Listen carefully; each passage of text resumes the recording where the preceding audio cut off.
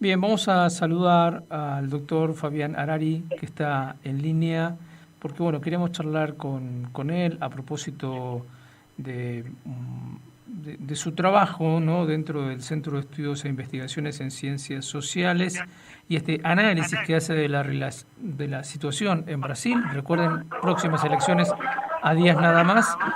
Pero sobre todo el tema Bolsonaro, ¿no? El bolsonarismo, las nuevas derechas, como se las llaman, que parecen haber llegado para quedarse. ¿Cómo le va, Fabián? ¿Cómo está? Buenos días. Hola, ¿qué tal? Perdón el ruido ambiente, pero bueno, no estoy en mi casa. Claro, este es el aeropuerto, ¿no? Fabián, Sí, bueno, sí. hablemos un poco de esto que algunos investigadores han llamado las nuevas derechas, otros simplemente la forma fascista o la mano fascista del capitalismo. Su postura es Bolsonaro y el bolsonarismo llegó para quedarse y eso se podría pensar también para otros espacios, pero hablemos puntualmente de Bolsonaro. Bueno, mira, cuando uno piensa, hay varios temas ahí metidos, y yo creo que el tema Bolsonaro nuclea bien a todos esos.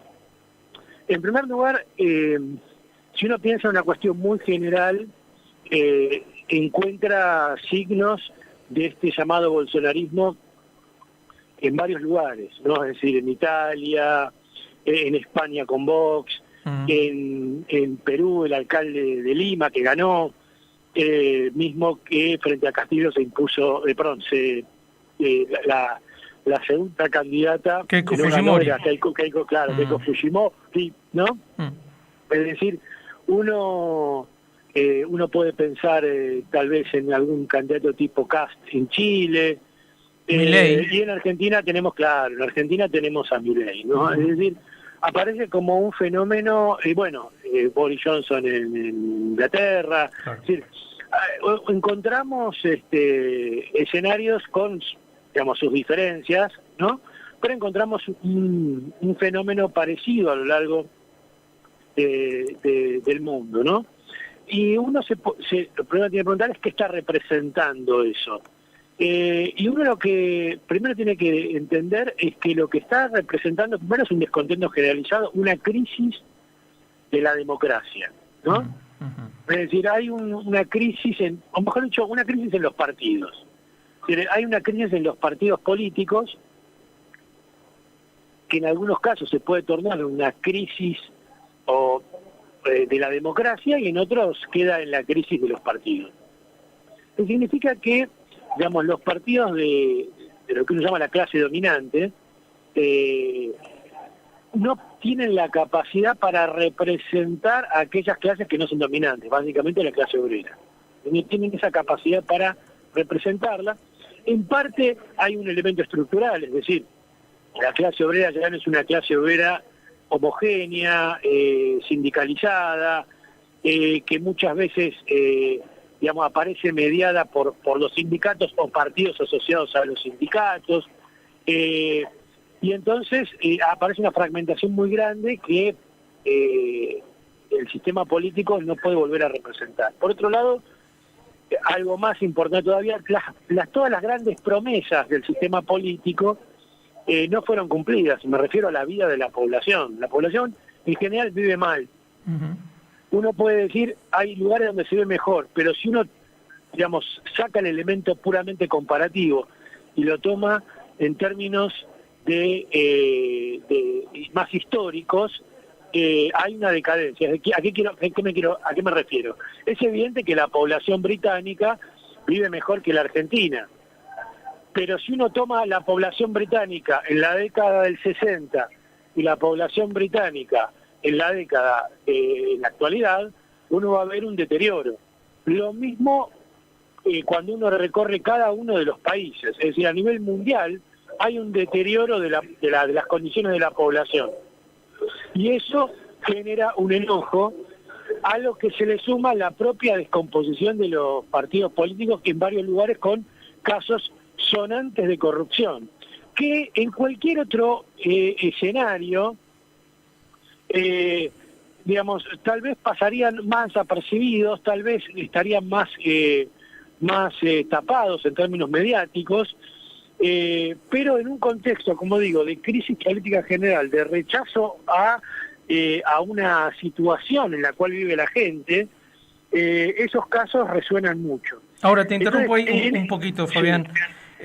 Siguiendo tu línea de análisis, ¿a vos te parece que esto podría explicar, y uso un ejemplo de los muchos que podrían usarse, que los chalecos amarillos franceses, gran parte de ellos obreros del cordón industrial, sean votantes de Le Pen?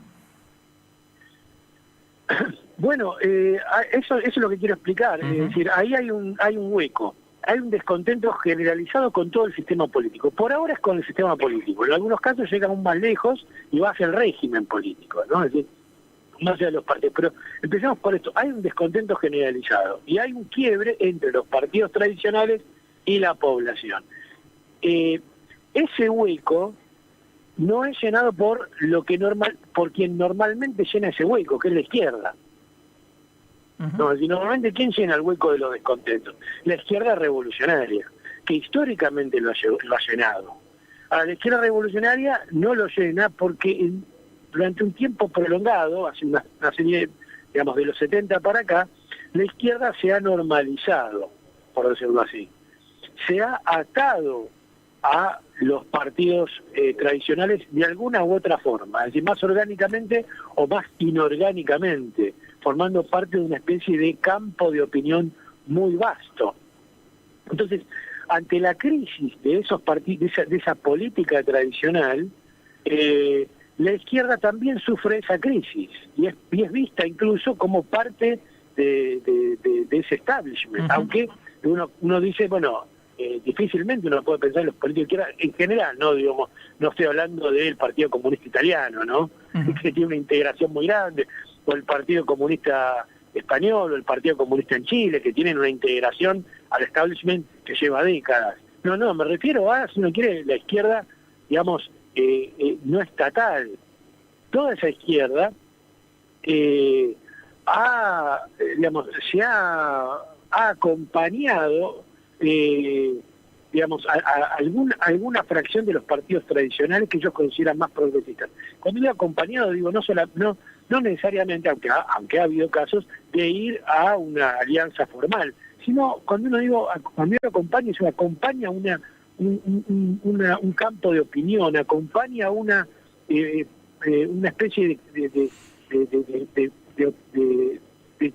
estrategia general, es decir, me refiero a esa alianza tácita que hay, ¿no? Aunque obviamente hay alguna diferencia, pero esa alianza tácita. Entonces la crisis genera una crisis general y ese hueco es canalizado por gente que viene, digamos, que tiene un discurso, digamos, superficialmente antisistema. Bien, ahí nos detenemos. Ese es un discurso tremendamente atractivo para sectores jóvenes que empiezan a vivir el mundo de la militancia política. ¿Te parece que eso se puede explicar de ese modo? Digamos, un tipo como Milei o el propio Bolsonaro, con esta idea rupturista, antisistema, seducen mucho a ciertos sectores jóvenes. La pregunta es ¿por qué seduce? Bien, ahí vamos. Digamos, que seduce no hay ninguna duda. Lo que pasa es que hay mucho progresismo que ve en esta gente una especie de flautista de Hamelin, que hipnotiza a la gente, la confunde y la gente es tonta y se deja llevar por las narices. Y lo que no puede ver es su propio fracaso. Es decir, la gente en general, hay mucha sensibilidad, por decirlo así. La gente está muy enojada. Recordemos, hace 10 años, el movimiento Indignados en Europa, ¿no? Es decir, y recordemos hace 20 años la ola que atravesó toda América Latina, que era una ola del tipo que se vayan todos, que dio origen, que digamos de alguna forma, provocó el ingreso de personal bonapartista para frenar todo eso, básicamente los Kirchner en Argentina, Chávez en Venezuela, Evo Morales en Bolivia, Correa en Ecuador. Es decir, digamos, hubo una indignación general, una serie incluso levantamientos en América Latina que fueron canalizados por estos gobiernos llamados progresistas que también fracasaron, y fracasaron estrepitosamente. Bien, Entonces, sí. vayamos al punto concreto que se planteaba al principio, ¿no? ¿Cuáles son, tomando nota de todo lo que ya has dicho, los elementos entonces que te hacen pensar que, o las razones por las cuales el bolsonarismo o cualquiera de las formas que se le asemejan, llegó para quedarse? Y yo creo que llegó para quedarse por varios motivos. En primer, hay una cuestión, yo quisiera tomar un caso, en algún momento el caso de Brasil, ¿no? Porque las elecciones son acá 2 días y 3 días me parece, ¿no? Jueves, viernes y sábado. Bueno, tomar algún caso para ver si a partir de Brasil podemos pensar el resto de los casos, ¿no? Brasil, si uno mira las elecciones en Brasil, uno ve que el mapa de Brasil se divide en dos: el norte y el sur, ¿no? Es decir, el norte, sobre todo el nordeste, ligado al PT, y el sur, es decir, Río de Janeiro, Sao Paulo, Río Grande do Sul, todos los grandes estados más industriales responden a Bolsonaro. Y los estados donde uno diría hay más población desocupada, subocupada, que vive más de la asistencia en algún tipo de planes, tipo Bahía, por ejemplo. Bahía es la gran columna del PT, responden al PT. Ahí toda la cuestión en Brasil en realidad es quién se queda con Minas Gerais. Minas Gerais es como una especie de termómetro de Brasil. Es un estado que está entre el norte y el sur, ¿no? Entonces, digamos, contiene ambas tendencias. Lo ganó Lula, pero la pregunta es, digamos, ¿quién vota a Bolsonaro, no? Uno dice, bueno, los grandes empresarios, la finanza, sí, todo lo que uno quiera, pero esa gente no decide una elección. A Bolsonaro primero lo votan todos digamos, la mayoría de los obreros en blanco. Por eso todo el parque industrial vota a Bolsonaro.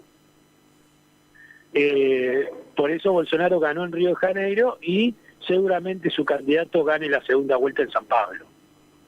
Es decir, ¿por qué? Porque son la mayoría de trabajadores en blanco, trabajadores en empresas privadas, que ven que, digamos, el Estado les cobra impuestos para pagar planes sociales.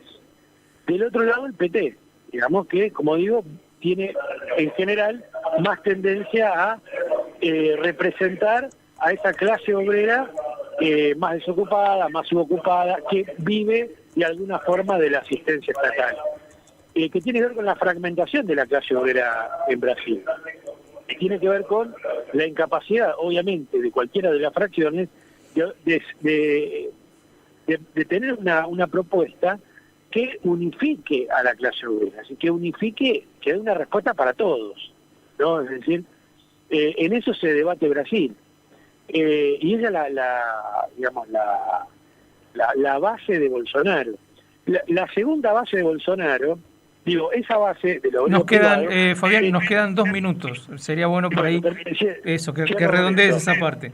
Cierro con esto. Una de las bases del bolsonarismo es el obrero privado, el obrero en blanco, que ve que ante la crisis el Estado le saca y, digamos, va para otra fracción. La otra base del bolsonarismo es, digamos, el repruebo generalizado. Recordemos que en Brasil, en la última elección, el 25% del electorado no fue a votar a pesar de que es una elección obligatoria, y que el tercer puesto de la elección lo sacó el voto en blanco, que sacó un 5%, que sacó más que la tercera candidata. ¿Eso qué quiere decir? Quiere decir que el bolsonarismo, por un lado, llegó para quedarse. ¿Por qué? Porque no hay respuesta ante el descontento generalizado, pero por el otro lado también es una oportunidad para que la izquierda se reformule. Una izquierda que se reformule, que abandone a la izquierda que acompañó experiencias progresistas, tiene ahí un caudal para desarrollarse. Una izquierda nueva tiene un caudal para desarrollarse en la medida en la cual, uno, represente ese descontento generalizado, dos, dé una respuesta al conjunto de la clase obrera, ocupada y desocupada. Perfecto. Fabián, muchísimas gracias por atendernos. No, por favor, gracias a ustedes. Hasta luego.